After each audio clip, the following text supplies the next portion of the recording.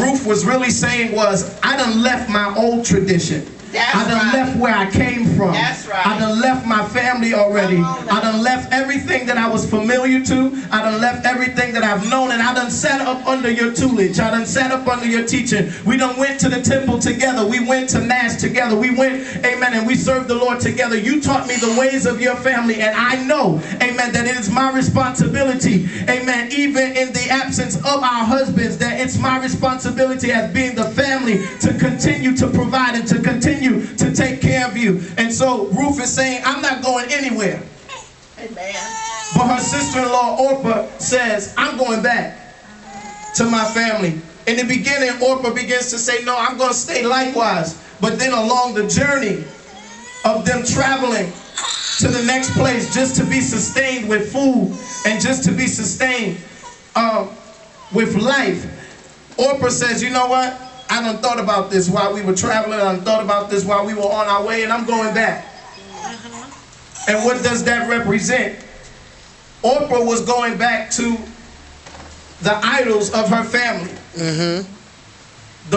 These women, amen, that married Naomi's sons, amen, their families had a lineage or a genealogy of serving idols. So Orpah, in the lowest season of her life, or in a season of distress, decided that she would return back to what was familiar to her. That she would return back, amen, to the gods of her family, rather than serving that which she has known to be the truth. So Orpah decides to go back, but Ruth says, I'm not going anywhere. I'm going to continue on this journey. Amen.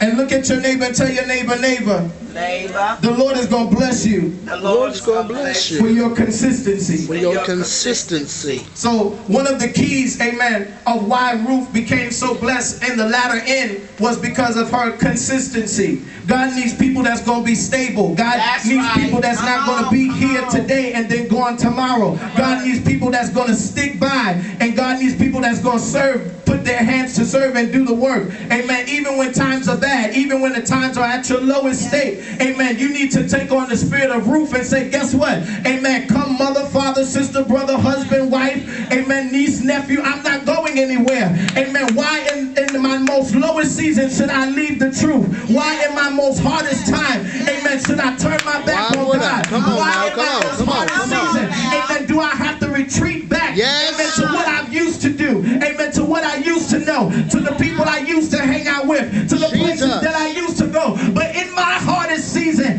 amen, I'm going to buckle down, amen, I'm going to stand tall, amen, I'm going to hold on to the horns of the altar, amen, I'm not going to depart from the truth, amen. Come on now. Just because things are bad, just because the storm is raging, just because the winds are blowing, amen, but I'm going to stay steadfast. Stay right here. Hold up.